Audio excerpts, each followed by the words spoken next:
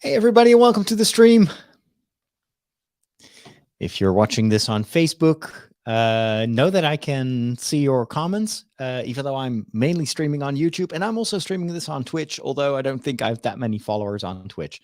But if you're watching this afterwards, when it's no longer live, you can still leave a comment. I will read it, and I will get back to you as soon as I can. For those of you that are catching me for the first time, I'm Father Roderick. I'm a priest, as you can tell, and I record a weekly podcast, which is called The Break. And on that podcast, I talk about a lot of different things, movies, TV shows. I usually do a book review. We talk about technology, about science, about space exploration, and about faith. So there's always a lot to talk about. And if you have any additional topics, please let me know. Let me know in the comments. Maybe I can add them into the mix. Hey, Margot.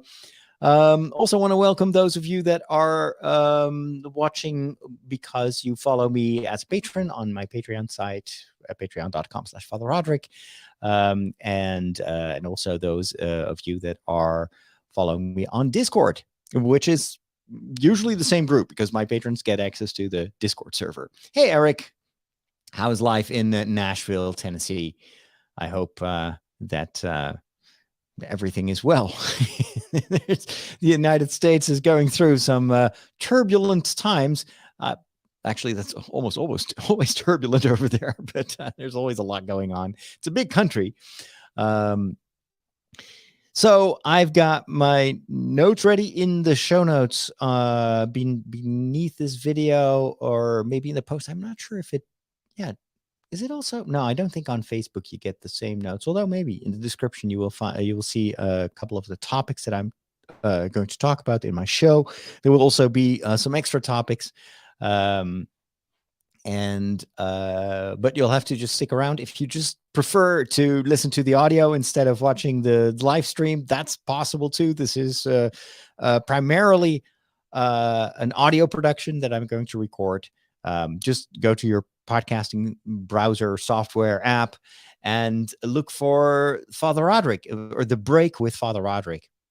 And if you've never listened to any of my podcasts, you might also find another show called The Walk, which I also record every week, but that's not in studio. That's recorded outside during a walk. It's more of an audio journal. I hope everybody is doing well. We'll just wait a few more seconds for people to arrive. Hey, Mike Kuipers.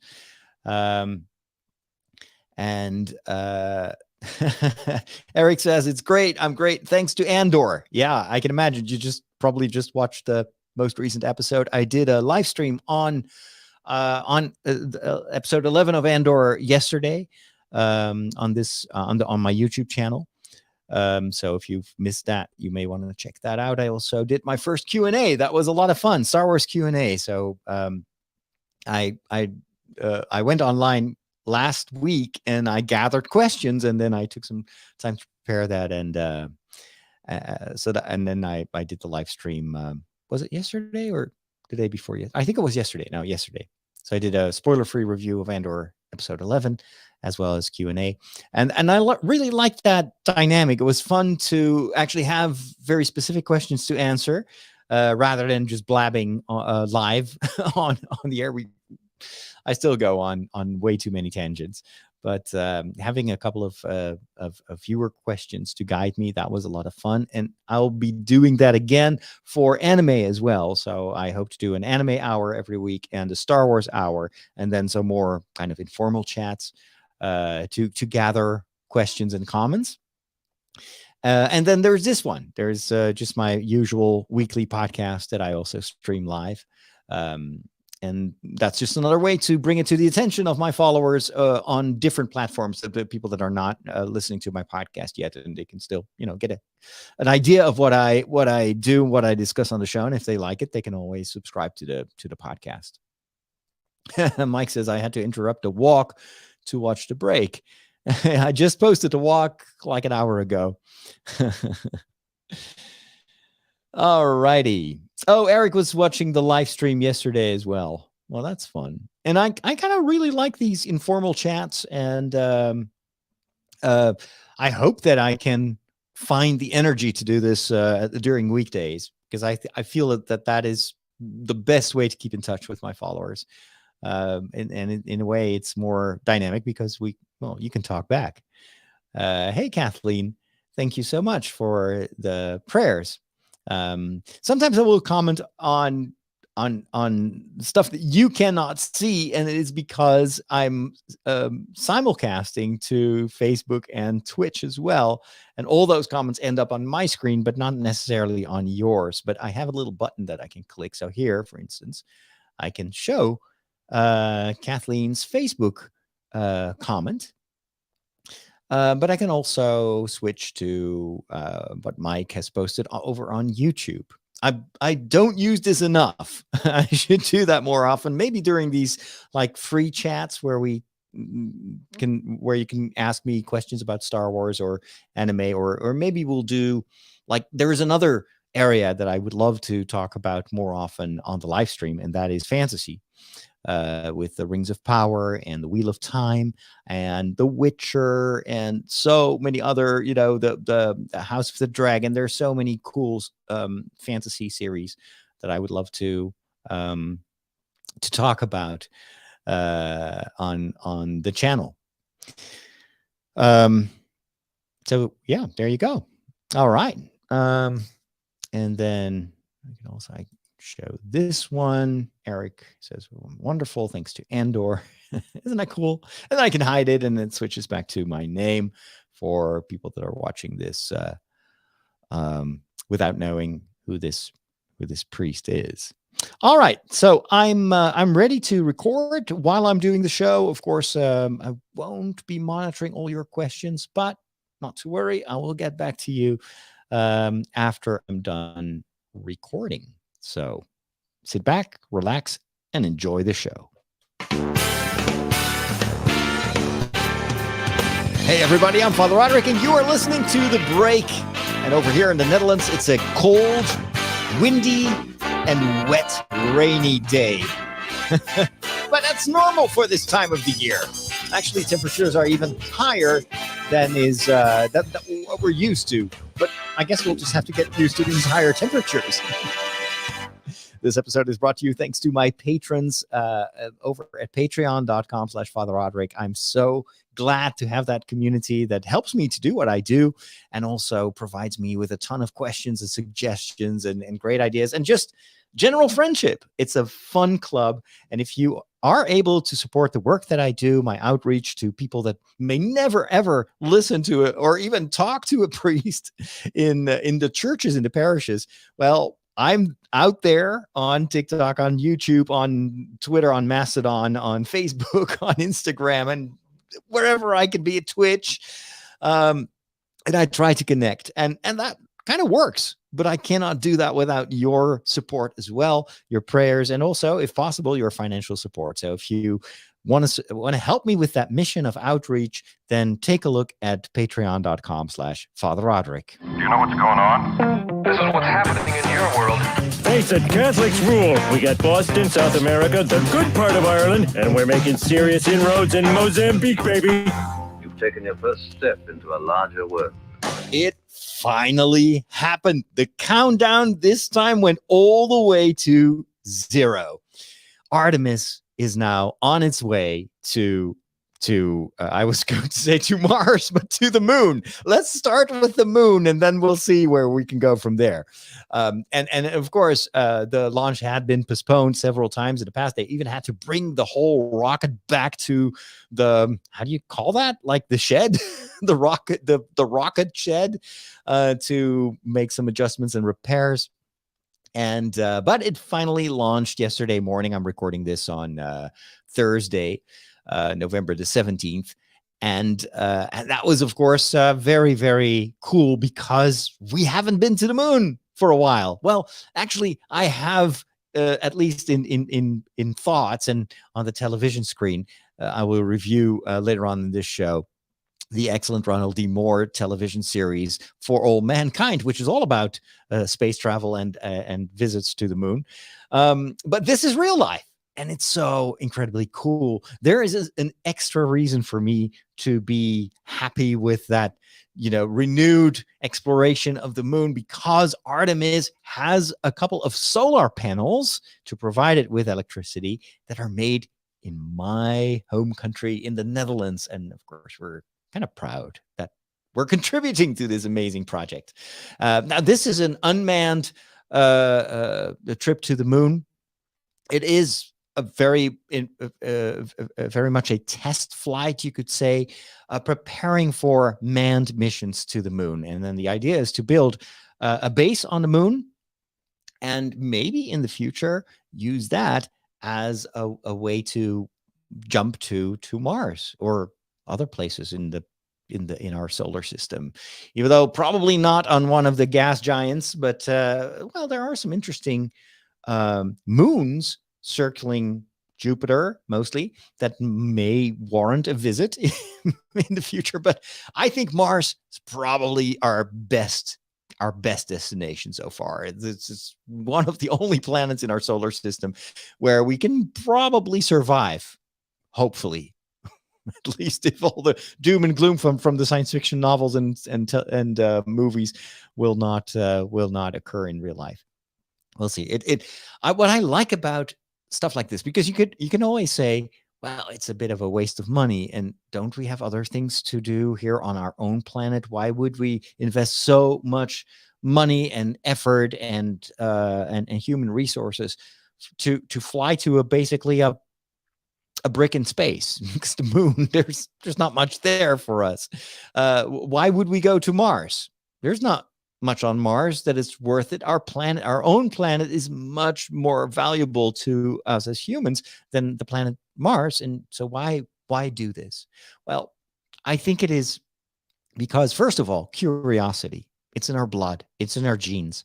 We want to explore, and our exploration helps us to be more in awe for the universe, which hopefully will give us also more respect for the planet that we live on.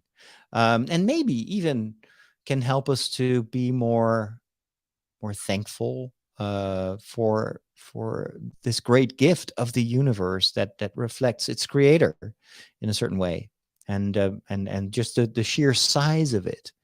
The other day, there was another amazing new photo by the James Webb Telescope that was published. Maybe you've seen it.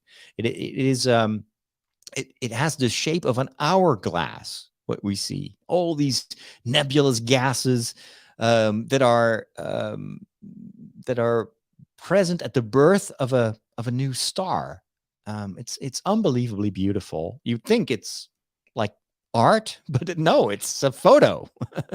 Enhanced, of course, and using infrared and not just the visible spectrum, but still pretty amazing that stuff like that is out there.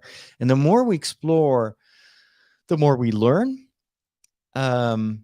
And also, these missions, these space missions, have always been an occasion for mankind to come together, to work together, to learn, to try stuff out, to develop new technologies that will then also serve mankind here on Earth. A lot of the space exploration in the past has led to breakthroughs, technology-wise, that we now take for granted. But if we hadn't had that push towards the stars, then we may not have never been motivated to develop technologies like that. So it is. That's why I'm excited about this stuff. Plus, it's just cool. It's just amazingly cool to have people walking around on the moon. It's just insane how much we are able to accomplish if we work together. And so it's my hope and also my prayer that our resources are used for this kind of stuff and not for warfare and development of even more efficient killing machines and weapons. If there's anything that we learn from this repeating tendency that we have to start wars and destroy one another, is that is a waste of our money, of our resources, because it doesn't further our progress. It doesn't help mankind. It doesn't help the poor.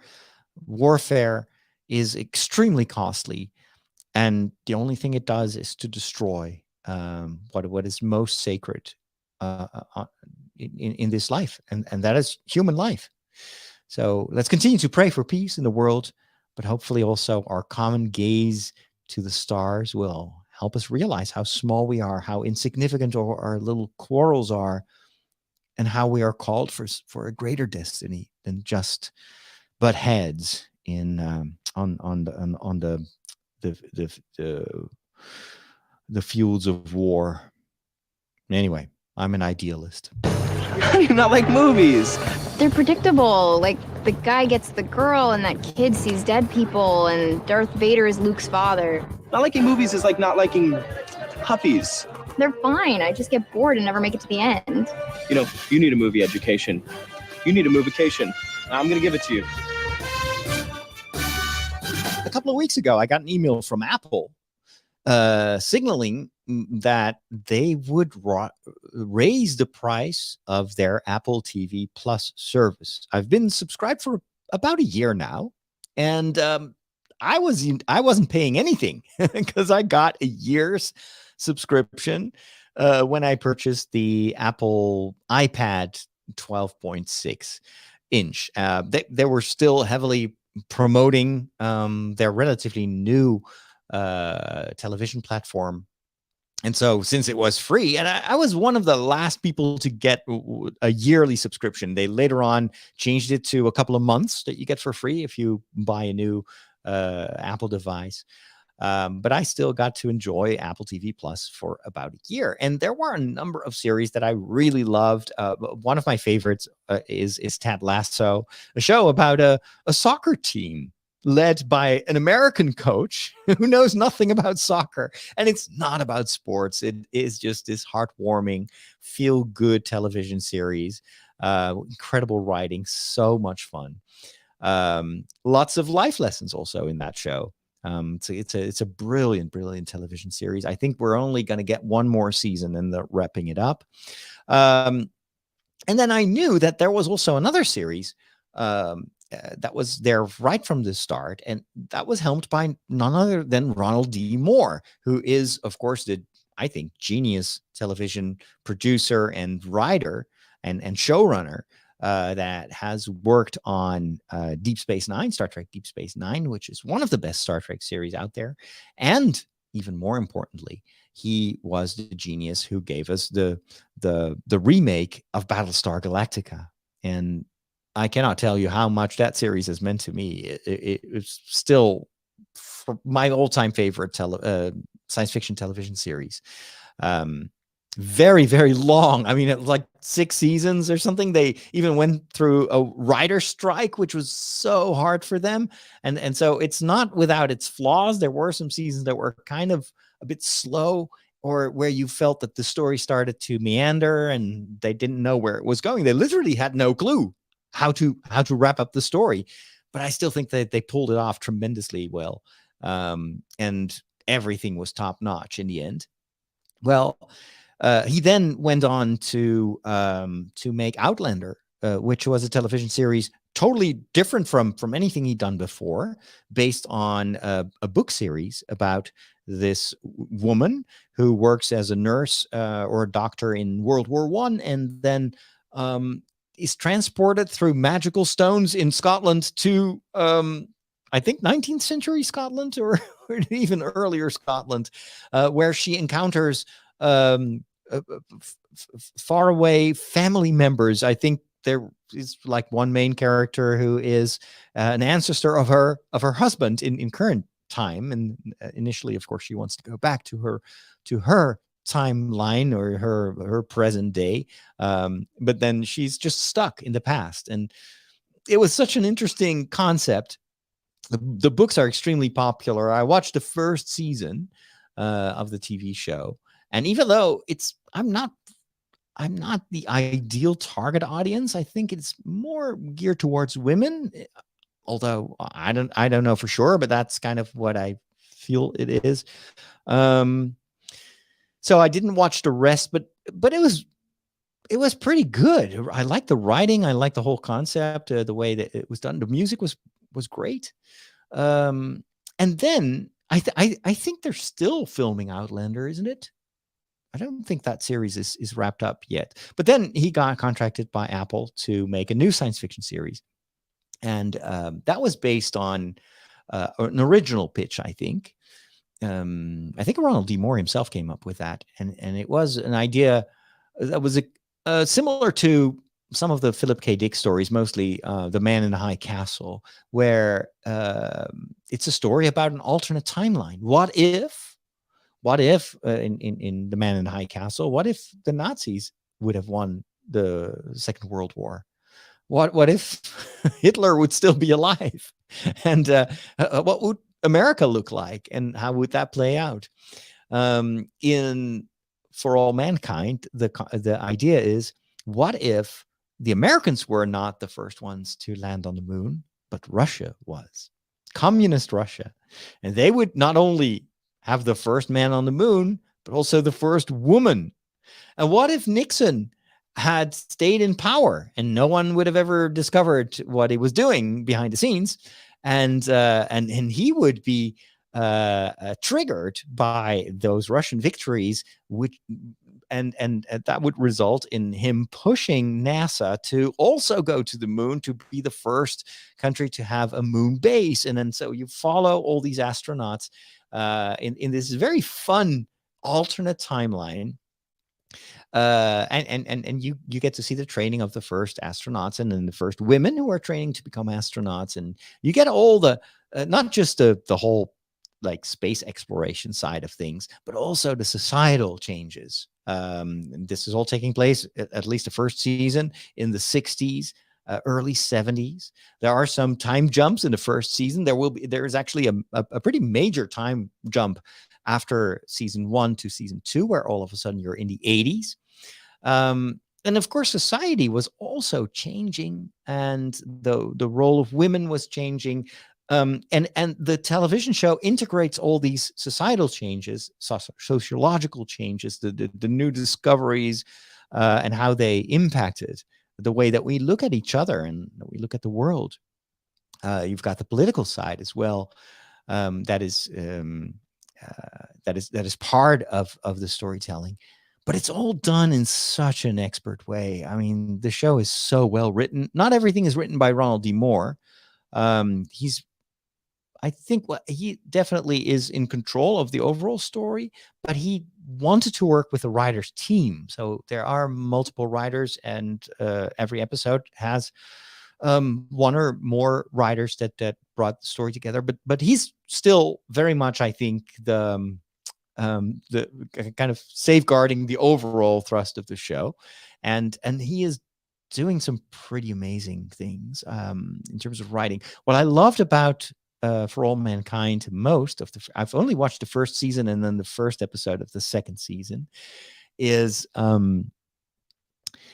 that you really empathize with all these characters. That there is some fantastic acting.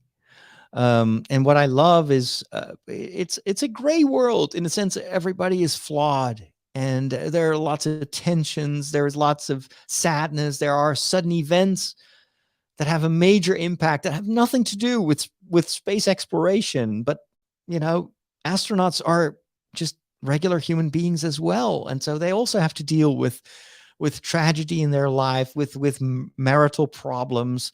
There is one of the female astronauts is actually in love with a woman. And that was absolutely taboo in those times. And so NASA and also the government is forcing her to cover it up by marrying a guy who she's not in love with. And then the FBI is also probing NASA to see if they can find Russian traitors or you know, anyone who could be liable to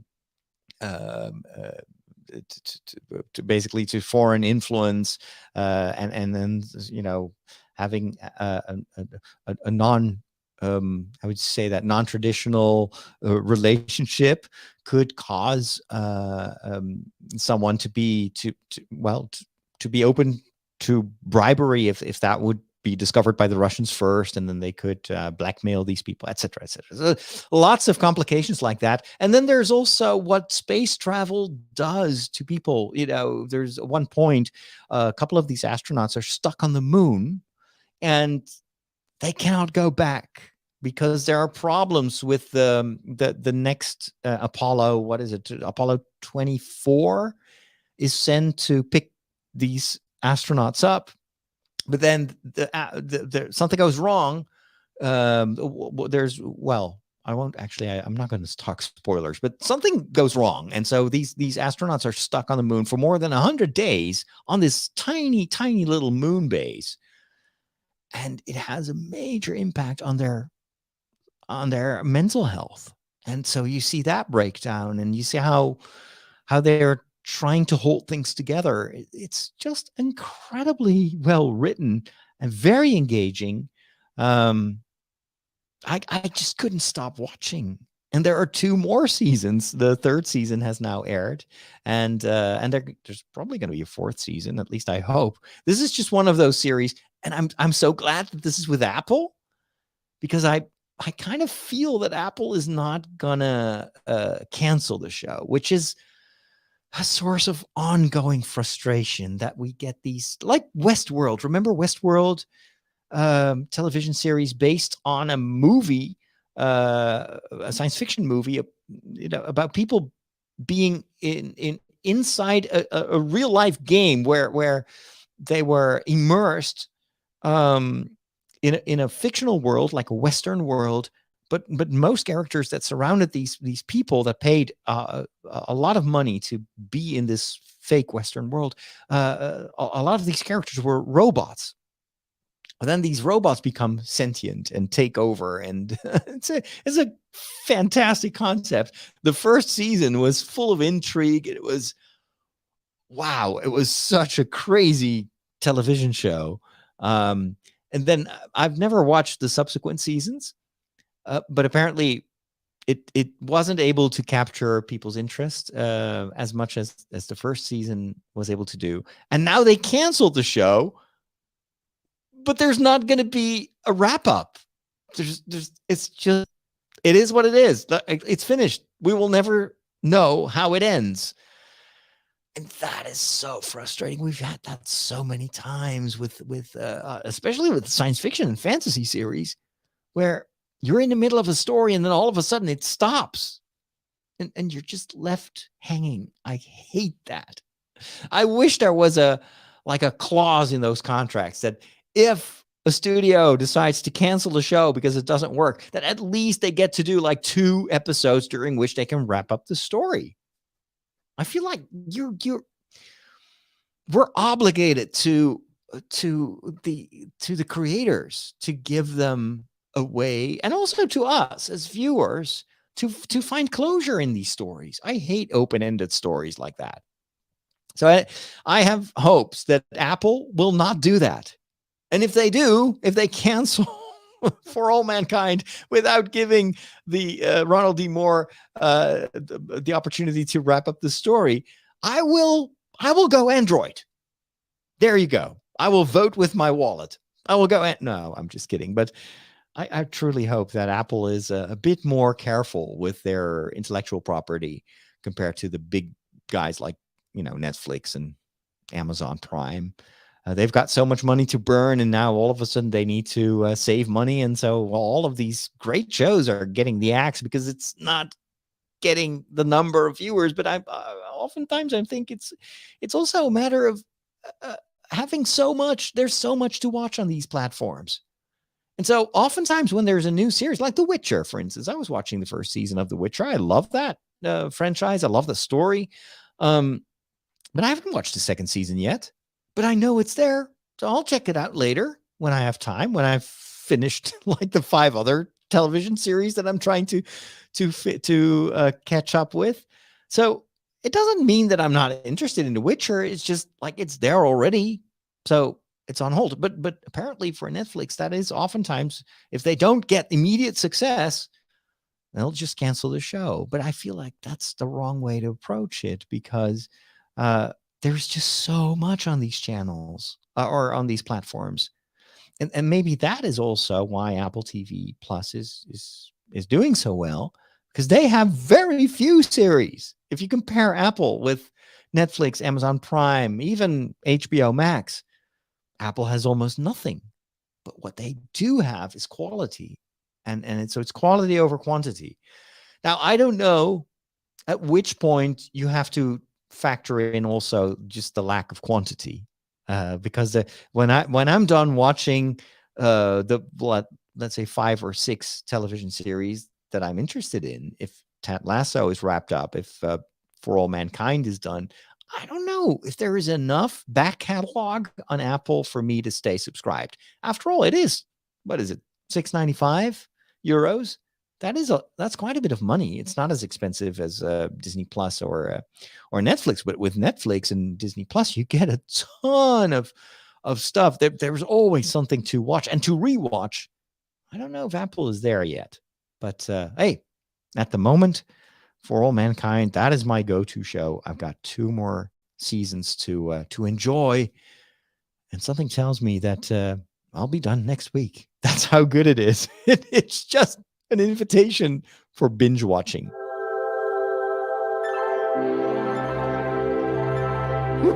Catholics rock! It is time for a visit to the Peculiar Bunch. Those strange Catholics with their mysterious rituals. And you always wanted to know what they're up to, but you never dared to ask. Catholics can be a peculiar bunch. No meat on Friday. Oh, meat! What do they eat? Light bulbs? Today I want to answer a listener's question that I got on Discord. And it was a question about the whole concept of purgatory. How does that work? Man, you guys got more crazy rules than Blockbuster Video.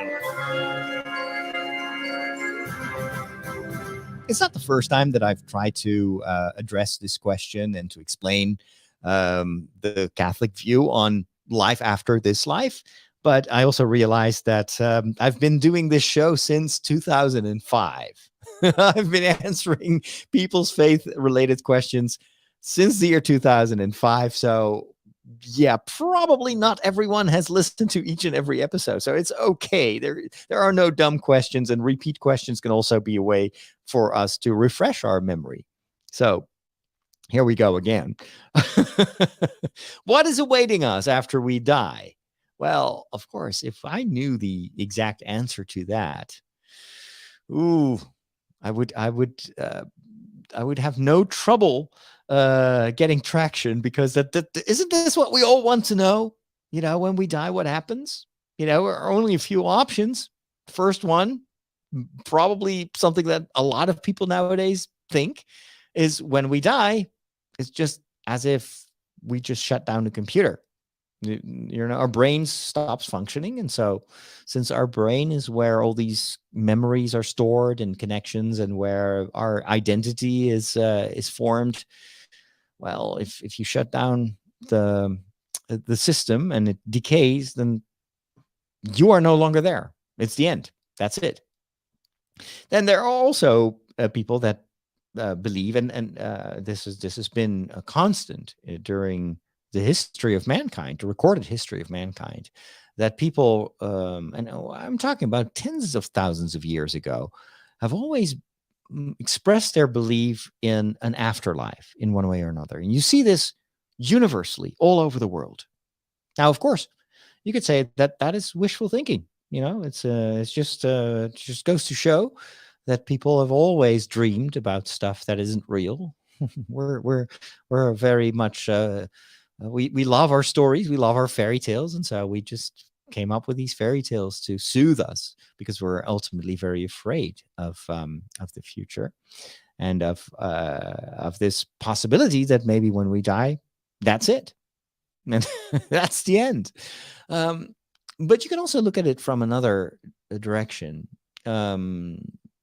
Philosophy and also metaphysics, theology, has a long-standing tradition of defining human life as not just a physical, like, happy accident. We're not just here because because evolution just kind of somehow came up with us, sentient beings who are to a certain extent also aware of our existence and have self-awareness. But the fact, even if you embrace evolution, it doesn't exclude that there still has to be like an ultimate cause.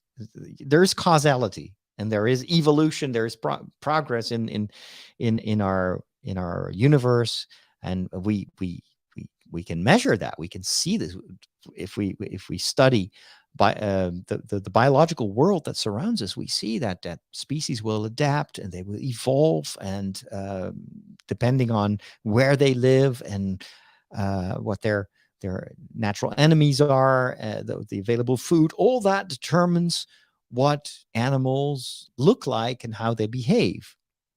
Which has led throughout the ages to this incredible diversity of living beings. And so we are probably part of that evolution to some extent. But who sets that in motion? Where does it come from? You know, you could say, well, ultimately, if you go back, we have these microorganisms that are ultimately the result of, like stars colliding and stardust, and then that creates planets. And there is one planet that is exactly at the right distance of the sun to benefit from its warmth and not getting scorched. And it has water, and then all these like cells start to form, and then you have life, and then life evolves, and then over time we're just like supercomputers, and it took hundreds of thousands, millions, billions of years to get to the point where there is mankind. But does that necessarily preclude the existence of a God creator who is not part of creation? That is like the big, wow, this is a big detour. Sorry about the metaphysics, but believe me, I'll talk about purgatory. But it's theology has always said God is above our physical world as the creator. That's why, thinking about God is part of metaphysics and not about physics.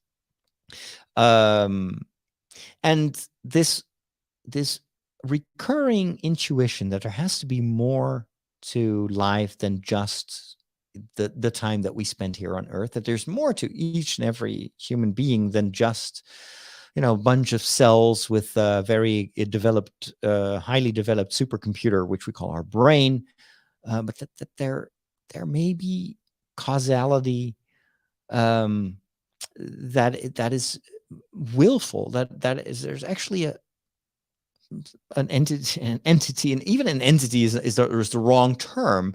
God is not a being. God is, and he is what makes everything be, if that makes sense.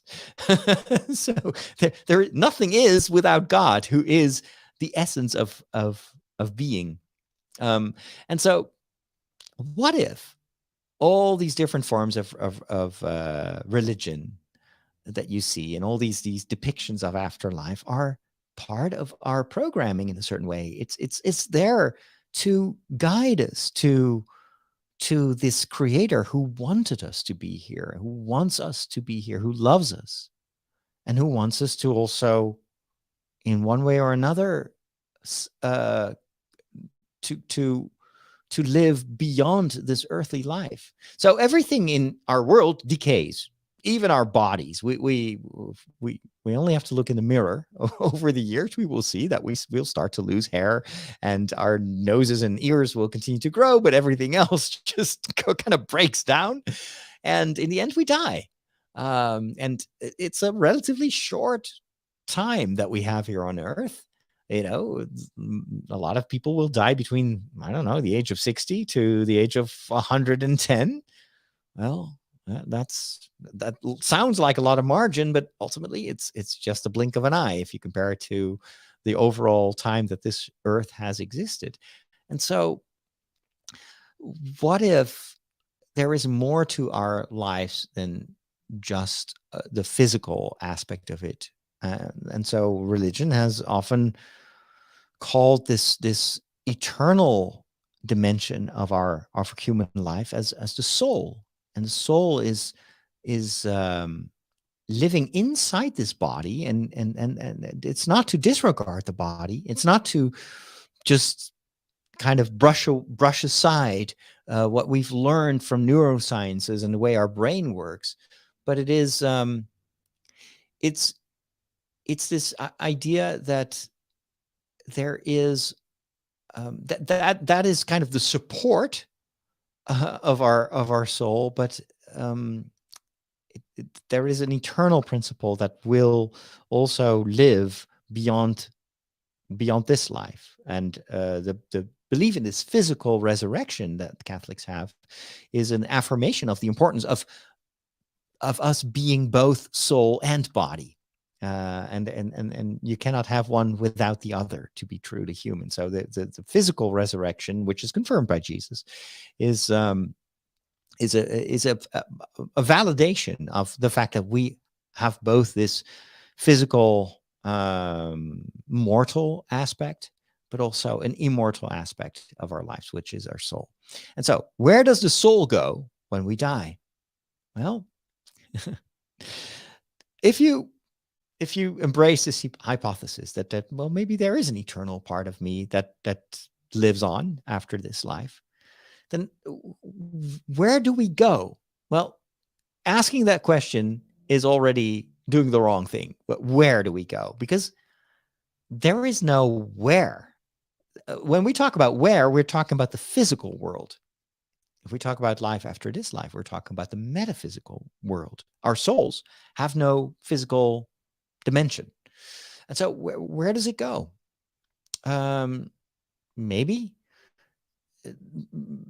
we should start to think about the afterlife not as a place, but as a state of life, as a relationship maybe, or the lack thereof. What survives decay in this life, right? When people get older, the body breaks down, our health starts to deteriorate. What is something that can withstand that? Isn't it our relationships? If someone is 100 years old and is dying in a hospice, there's one thing that remains, and that is the dignity of that person and how it relates to another person that takes care of that person. The relationship is independent of physical decay. Actually, it can even grow stronger, that relationship and that love, when everything else starts to break down. That's magical. That is incredible. Love over time can grow stronger instead of breaking down like everything else. It's not always the case. Also, relationships can break down, but we feel somehow that in an ideal world, relationships would only grow stronger. Love would only increase over time instead of diminishing. And so what if that is the blueprint for what's to come in the life after this life? What if our future is a relationship with God and a relationship with the people that we love in this world, in my life? And so if you approach this whole idea of, so what happens when we die in terms of a relationship, then that ultimately can help you understand a little bit better what the church means when it talks about heaven, about hell, and about purgatory. We immediately have images of hell, very clear, flames, suffering, the devil, Satan, and his minions, the other, evil spirits. And then heaven, we think of fluffy clouds. We think of St. Peter at the pearly gates. We think of God somewhere up high, surrounded by cherubim and other angels. And we imagine ourselves maybe with wings. I don't know. And then purgatory is maybe the vaguest thing because we don't talk about it that much.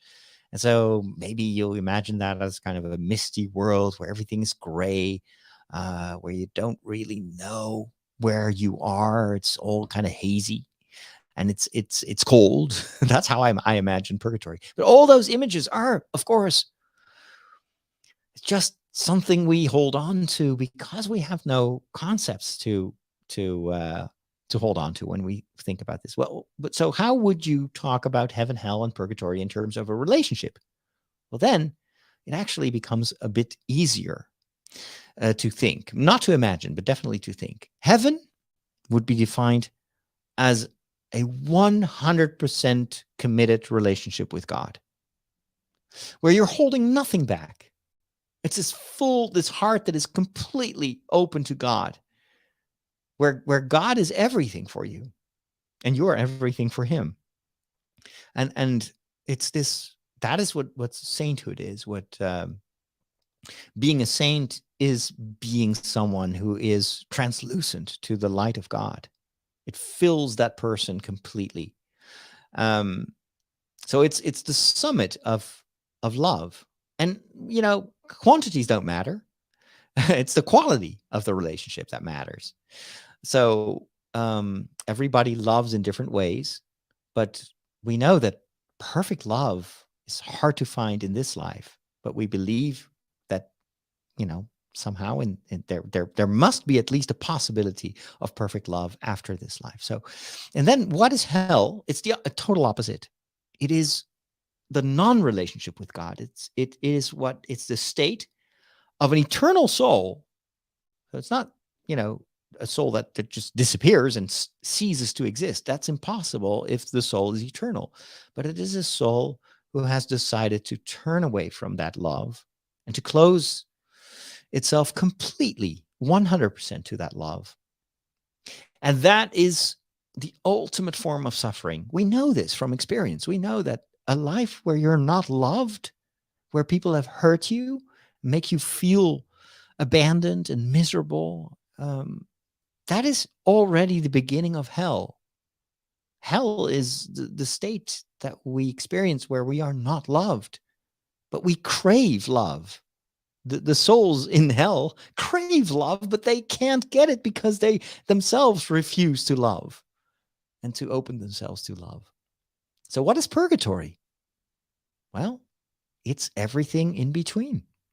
It is that state where we are not closing ourselves completely off to God, but we're also not entirely healed yet or open. We're in this kind of in-between state that is, and that's the big advantage of purgatory. It is still already a state where ultimately we will be saved. And how much time is also a weird concept to use for a state that knows no time.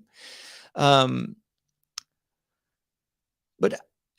when that happens is up to us and not up to God, because purgatory is a direct result. The possibility of the existence of purgatory is a direct result of Catholics confirming our free will and God's respect for our free will.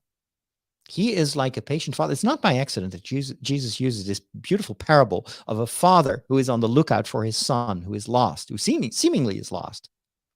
And this father doesn't even know if his son will ever return, but he's waiting for him every single day. And then it's the son himself who decides to return to the father. And once he's finally ready to do that, he's embraced by his father and he's being led into the house of the father, where it's a feast and there's happiness and there's joy because this son of his who he thought was dead has returned to life. So it's up to the son to return to the father. Father can never force his son to return to him, but he will patiently wait. That is what purgatory is. And of course, this is still a story that helps us realize that this is all about our choices. And so why doesn't God just let everybody in heaven? Why is the pearly gate sometimes closed? It's not because God locks it, but It's because we lock it, or we just hesitate, or just need time to adjust to this incredibly powerful love that is also shining so brightly that we see our own shadows so clearly, which makes us afraid to approach this light. Because the closer we get to the light, the harsher the shadows are showing up. And then what is heaven? It's that time, that moment, and that can already be in this life, that you are trusting enough to let go even of your own shadows, that you can confide your darkest sides to God's light and to God's mercy. And that's hard. That's very, very difficult. And we know this by looking inside our own souls. We know how dark we can sometimes be, how dark our choices be, how much hurt we can cause to others. And it's difficult to acknowledge that. That is why going to confession is so incredibly hard for so many people, because it confronts us with the pain that we have caused, and that hurts us too. And so it requires a lot of faith and a lot of trust to let go of that and to admit it. But ultimately, that's the only way. That's the narrow gate that we have to go through. And God just looks at us with mercy and with love. And he just tells us, whenever you're ready, I will be there. If it takes a year, if it takes a century, if it takes 1,000 centuries, I will be waiting for you. I've been waiting since the beginning of time, and I have all eternity. So just say the word, and I will heal your soul. When did you become an expert in thermonuclear astrophysics? Last night. The packet. The extraction theory papers. Am I the only one who did the reading? It is time to talk books, and I am reading, or I've read a couple of books last week. And the one I enjoyed the most is written by an actress who I only knew from The Office. You know by now that The Office is my all-time favorite comedy series. I love The Office. And one of the characters that was introduced much later on in the 5th season, if I'm not mistaken, at the end of the 5th season, was actress Ellie Kemper. And she played Aaron. I forgot the last name of her character. And she is introduced to at the end of series 5, because Pam, who used to be the how do you say that, man, the secretariat of the office, she is at the welcoming desk. She changes jobs, and then they need a replacement, and then Aaron is taking over her job. And that was originally just intended to be like a 3 or 4 episode story arc, but then it worked so well that they kept her for the rest of the entire series. And they even modified her role, because the actress herself had a very quirky character, a particular sense of humor. And more, the character that she played, Aaron, started to resemble the actual actress and her character and her mood. So it's interesting if you go back and you watch the evolution of her character. She first starts off as kind of this sassy, a little bit, not arrogant, but she's like very quick, and she definitely holds the fort. And it's very different from Pam, who is more, I don't know, more kind of a more gentle character. And then over time, the quirky side starts to emerge, and it works so well because it just fits the actress very well. And The Office constantly did this. They always were eager to use the strong points of the various actors and actresses, and even their feedback also, to write their roles. And I think the ability of the writers to to listen to the feedback of the actors and actresses is part of why the chemistry works so well. So anyway, Ellie Kemper has also starred, and I did not really know this because I've never watched the series, but she's the lead character in a series on Netflix called The Unbreakable Kimmy Schmidt, which I probably never checked out because of the title, The Unbreakable Kimmy Schmidt. I had no idea what that show would be about. Unbreakable Kimmy Schmidt. I thought it was just about, I don't know. I thought it was about a guy. Kimmy Schmidt. I don't know. I just like Unbreakable. I don't know. It just felt like maybe it's about this very bolsterous person. I don't know. It just didn't appeal to me. Turns out she's actually playing someone who has been, I think, abducted for many years, and she's been locked up. And then the series is about what happens to her when she's freed.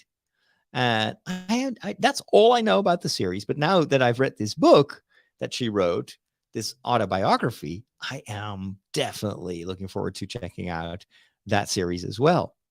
So the book is called My Squirrel Days. And you would think that she would capitalize on her time as an actress on these famous shows, on The Office and on Unbreakable Kimmy Schmidt, and that the book would be mainly just a series of anecdotes, because that's what we can most relate to. We know her character from the television show, so we want to know all the gossip about what was happening behind the scenes. And in fact, there's almost nothing of that in the book, which at first is a bit disconcerting. It's like, hey, I expected more about the television series, and had it not been for the fact that her story, the way she tells the story, is so entertaining and so incredibly funny that you really don't miss it, that she doesn't talk that much about her roles, and not even as her career as an actress. But it's the humor. It's just such a charming book that had me laugh out loud all the time. And I love books that actually have that effect on me, where I'm listening to the audiobook. She narrates the book herself, and I'm just laughing out loud all the time, like I'm doing my groceries in the supermarket, and all of a sudden I just cannot help myself. I'm just laughing, and everybody's looking at me like, what is he laughing at? But it puts a smile on my face, and gosh, we need that in these dark and gloomy times that we live in. So that is why I can heartily recommend this book. Now, of course, maybe not as entertaining if you don't know the actress, if you've never watched The Office. But for those of you that have, I would say definitely check it out.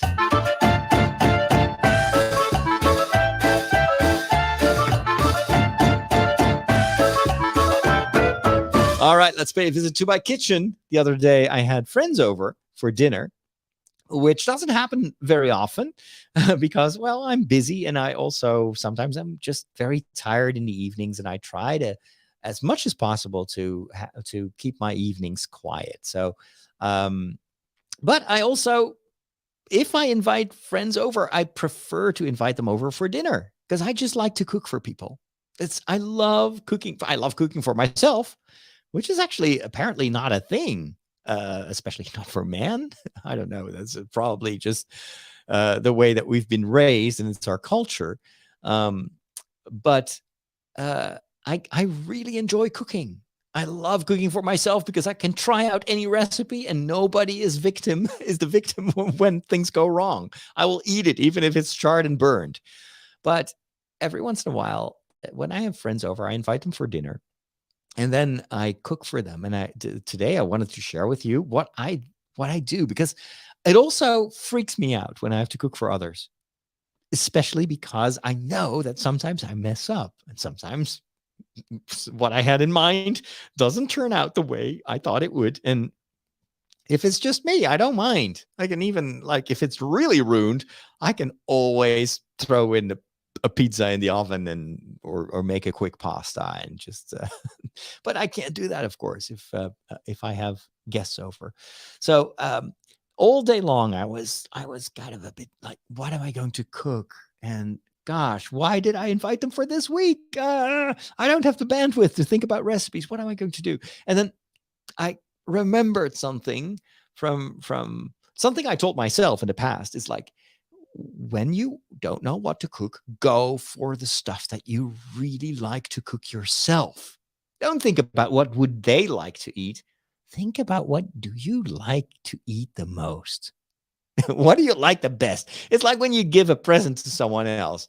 It's like give something that you would like to get as a gift. Now, maybe that's actually not good advice, because if you like, I don't know, flowers or roses and you give them to someone else and that other person may not enjoy flowers. I'm talking about myself. I don't like flowers. I couldn't care less about flowers. So please never give me flowers. They will just go, you give them to me, they die. That's what flowers usually do. But I have a hard time. That's why most of my plants in the house are plastic. I'm ashamed to say, but that's the only way that I can have something that resembles plants and it stays alive. It stays green. No, don't give me flowers. So anyway, disregard that advice. But when it comes to cooking, yeah, why not cook what you like to eat and what you know you can cook? So here's what I made. I wanted to, of course, I always want to make a good impression on my guests. And I want to also spoil them a little bit. So I'm not just going for one meal. No, I want to always do a 3-course dinner when I invite people over.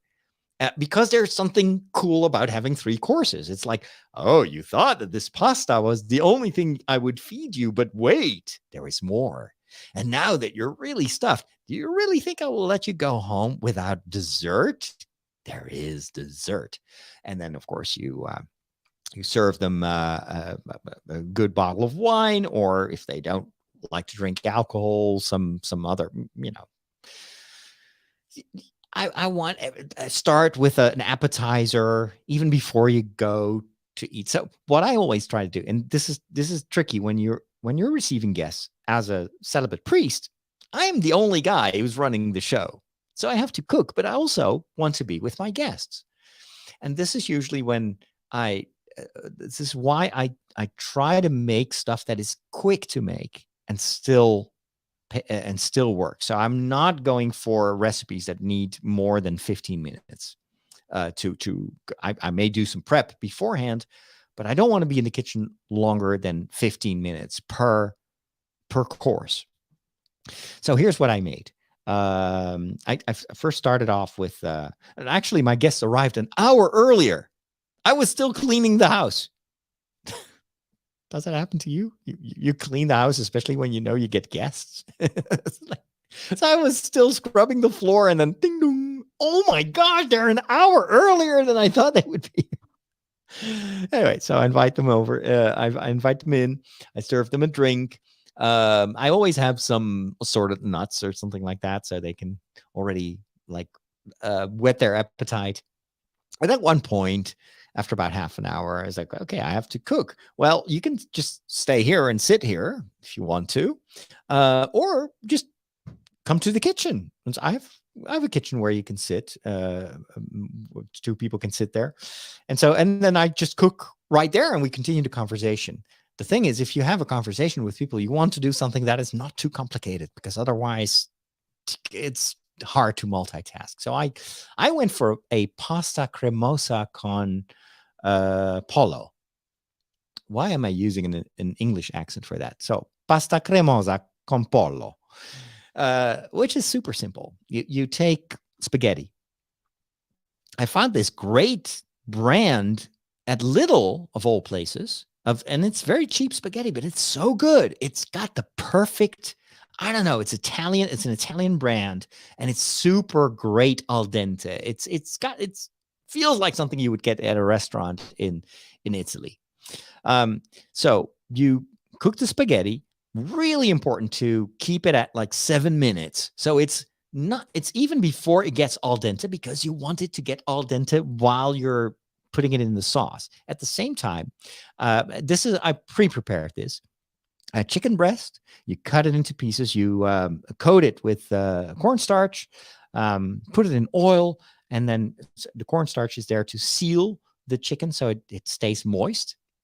And then once it's nice and golden, I then add garlic. Did I add onion? Probably not. Just garlic and some herbs, pepper, salt. And then the secret ingredient, cream, just simple cream. And then you just mix it up with the chicken, and then you add in the spaghetti after that, and you toss it around for another minute until it is perfectly al dente. It's completely coated with this this nice creamy sauce. And then you, I actually didn't have basil because I'm growing my own basil, but it's don't ask. That's another story for another podcast. But anyway, so but I did have some fresh herbs that I cut up and I sprinkled it over it. I always like to add a bit more of a dash of black pepper, freshly ground black pepper, and I served that. And it was really nice. It was I was eating it. It was like, I like this. That is some really good pasta. And then when that is finished, I always go for something super simple but still fancy. I use pre-marinated fish fillet. So pangasius, is it pangasius? It's like this basically bred in captivity fish. It's not too expensive, and you can just buy it at the supermarket. It is, it's a bit more expensive than what I would buy for myself, but for guests, so it's basically a fillet of fish that is already marinated with some herbs, some oil. You put it in a pan. It's what I love about fish. It's how quickly it's done. It's just a couple of minutes. You actually have to be careful that it doesn't burn or sticks to the pan.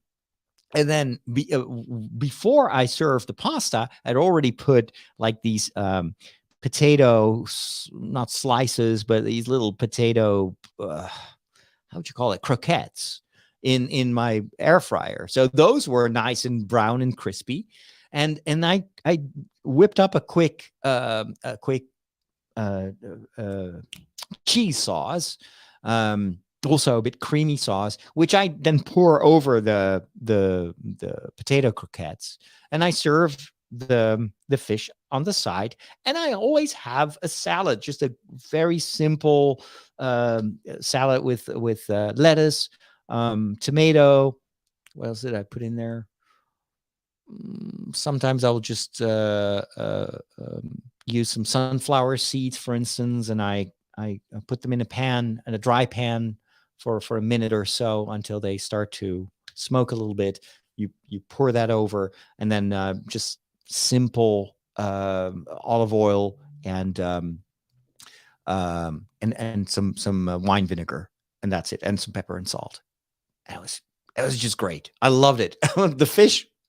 Love the fish. It's not very heavy because you already had your pasta, so you don't want to follow that up with the secondo that is like super, like a huge chunk of beef or something like that. So I always love to do fish, and it's like quick. It's very quick, like 10 minutes, and you're done. You can continue to eat. And then for dessert, this is my secret weapon. Always do chocolate desserts. I don't know anyone who could refuse something with chocolate. If you serve anything else, there's always like, yeah, I don't know about that. Maybe I'm full. But if you like chocolate, there's always room for chocolate. So in this case, I just had bought a small chocolate cake, also at Lidl, and it was just deep frozen. So I just took it out of the fridge an hour before the guests arrived. And then it's easy to cut because it's still slightly cold. And you serve that with a cup of coffee or tea. And that's your dessert. And it's perfect. Oh, and then to put the crown on the dinner, I had some limoncello from Italy that Father Henry gifted me on my birthday. And I don't drink when I'm alone. So I keep those bottles for when I have guests like that. And I was like, hey, would you like to have a bit of a smaller glass of limoncello, just like in Rome?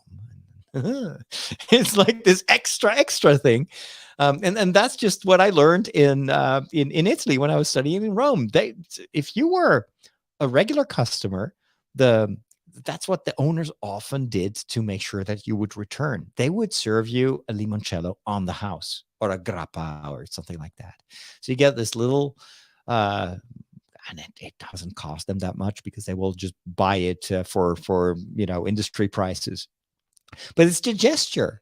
It's much better than giving someone a discount. Like, you forget about discounts. You never forget about that free glass of grappa or limoncello or whatever that they serve you. You feel special when people do that. So anyway, that's what I copied myself as well. That's what I cooked. We are on the cutting edge of technology. Wow. Well, what does that mean? Let's plug it in. It's going to say, hey, I see you plugged in a new device, and it's going to load in the appropriate drivers. You'll notice that this scanner built, whoa. Well, all your technology stuff, it just ends in disaster. But there is one more thing. I'm so looking forward to what Apple is going to present next year, because apparently they are now hiring software developers for their first AR VR headset. And this is Apple. So they're going to do something that is way more elegant and way more advanced than anything else that's out there on the market. And that I've been following this industry for quite a while now. I have my own Meta Quest, and I love that thing, even though I never use it. But I love the technology. I just wanted to go to the next level. And I'm sure that Apple, they've been taking their time. They've been developing this for a decade now. And I'm sure that they can do something that will wow us all. And it's just the first iteration. So over time, they want to go to full AR, where it's just like regular glasses. And there's always been this question, will we ever get glasses that just look like glasses instead of these big bulky headsets that we have to wear? And we can only wear them for a short time because it's heavy and it's clunky. And even the new Meta Quest Pro that Mark Zuckerberg presented a couple of weeks ago, now that it's being used by real people, you hear the same complaints over and over again. Like, the technology is not there, the software is not there yet, and the headset is way too heavy. You can only use it for about maximum of 2 hours. Then the battery is depleted, but you also have like indentations in your forehead because the thing is it's just too heavy. So I'm really hoping that Apple will show us something that is already very lightweight and elegant. And I have no doubt that over time we will just get regular glasses and they will have all that technology. Well, one proof of concept that was introduced just last week, or actually yesterday, on November the 16th, confirmed my expectation that we will get to actually regular wearable glasses. That technology is already here. And it was not presented by Apple, but by Niantec. Niantec is the company that brought the world Pokemon Go. Even if you haven't played it, you know what it is, right? It's this AR game where you walk around and you point your phone at digital Pokemons, little monsters, and you fight them with your own Pokemons, and then when you defeat them, they become part of your collection. And so this company has also dabbled with hardware, and they have now presented a reference design. So it's not a commercial product. You cannot buy this, but it's a working headset, an outdoor AR headset, and it's the second iteration.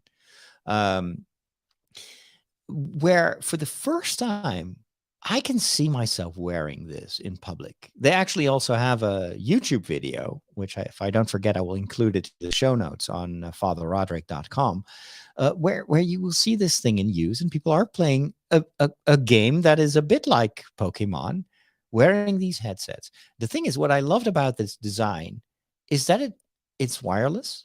It's very lightweight. I think it's only 250 grams. So you can wear this for multiple hours. And it's powered by an engine, a chip set that is in the back of the device. So there's a head strap that goes all around, and then the most of the technology is you're wearing that in the back of the device. So it's not included in the glasses.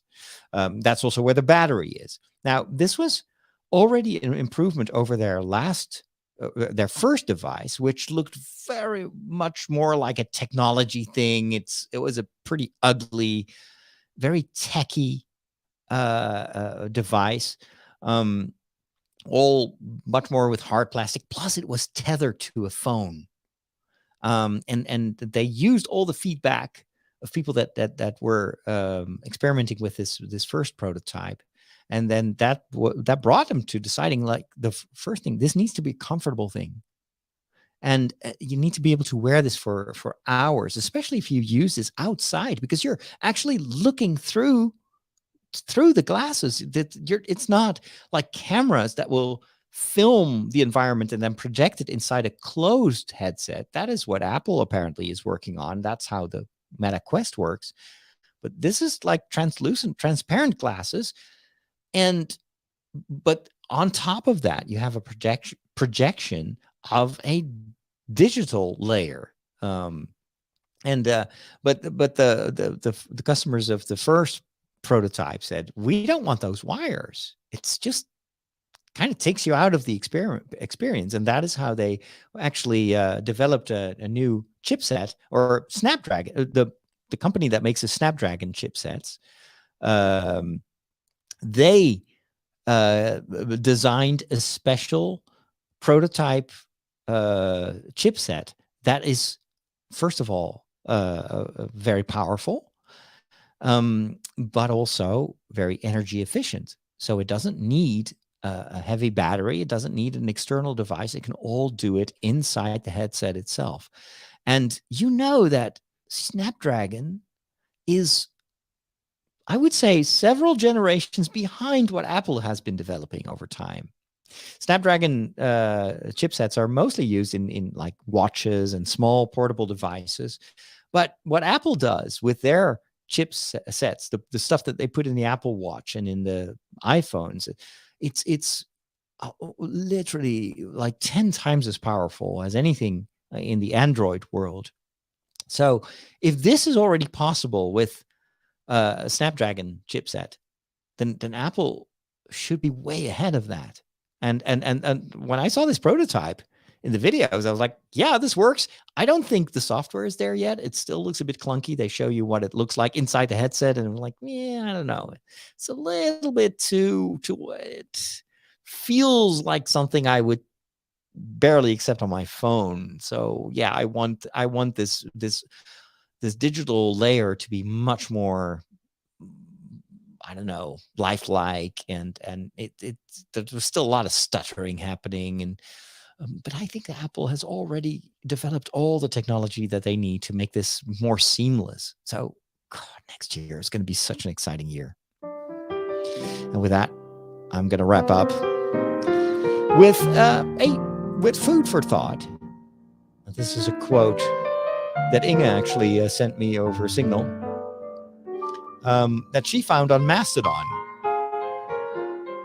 Did you know, actually, that George Takei is now also on Mastodon, as is Neil Gaiman, as is Stephen Fry?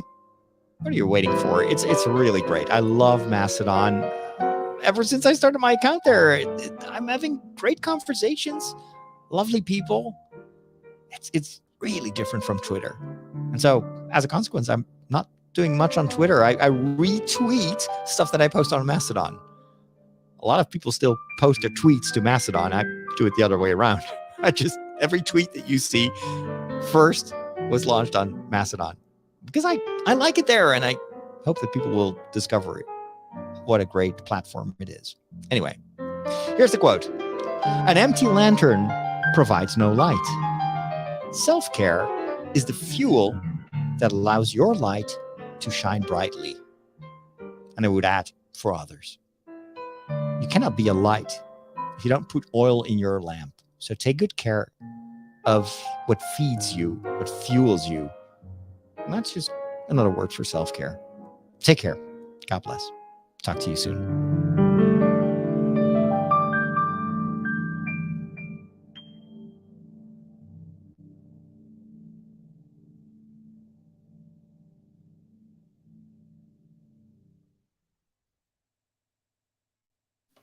1 hour and 12 minutes. That's a long show. But I hope it was entertaining. Okay, let me see. The chat. Where are you guys? There you are. Take off these warm headphones. I had a haircut, and they basically turned me into Jean-Luc Picard. Oh, well. Little has some good stuff, yeah.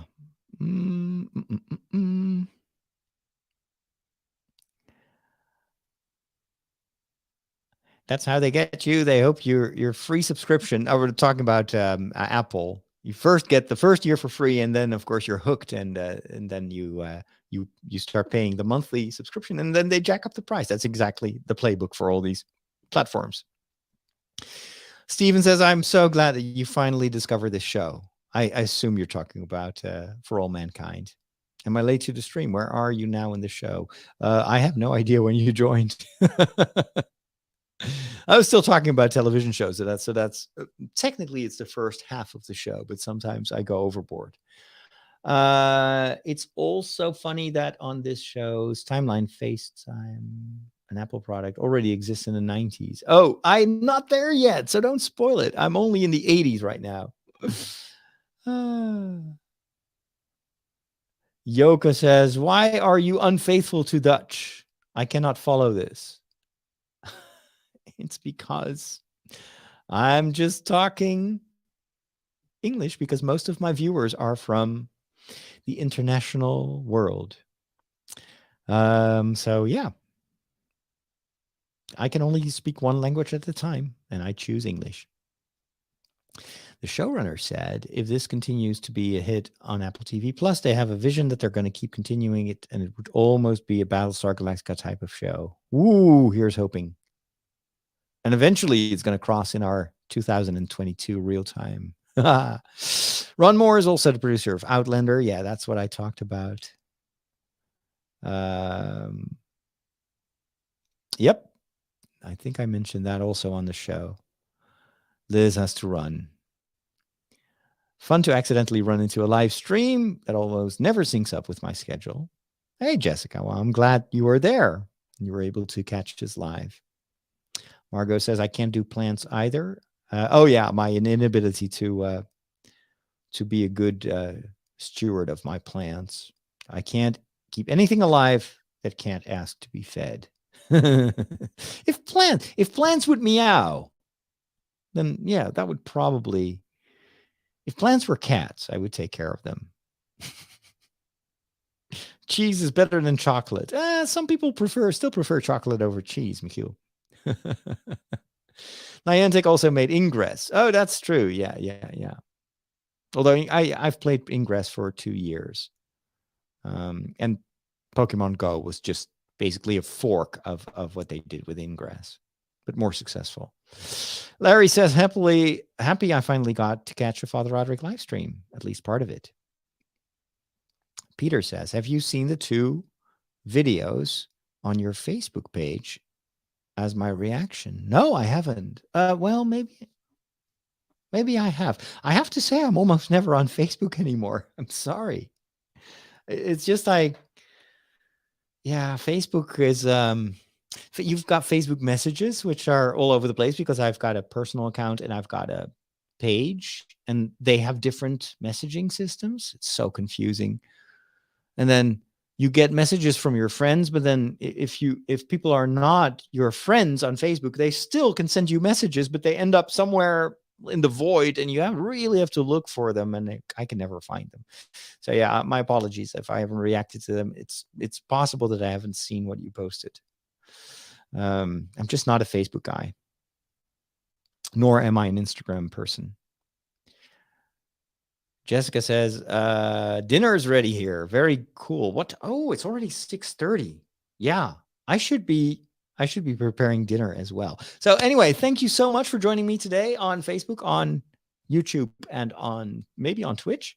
If you want to see more of these shows and you want to get notified, the best place to go is to youtube.com/Father Roderick, because there is this bell icon. If you click that, then it's more likely that you will get notified whenever I go live. I cannot do that on Facebook. And on Facebook, it's just haphazard. It's by coincidence that you will catch me there. But if you subscribe to my YouTube channel, then it's more likely that you will catch me. I will try to be. I'm usually doing these live shows at the end of my day, so that would be around 5 p.m. Central European time, which is 11 a.m. On the East Coast, 8 o'clock West Coast in the United States. All right. Have a wonderful rest of your day. We'll talk soon.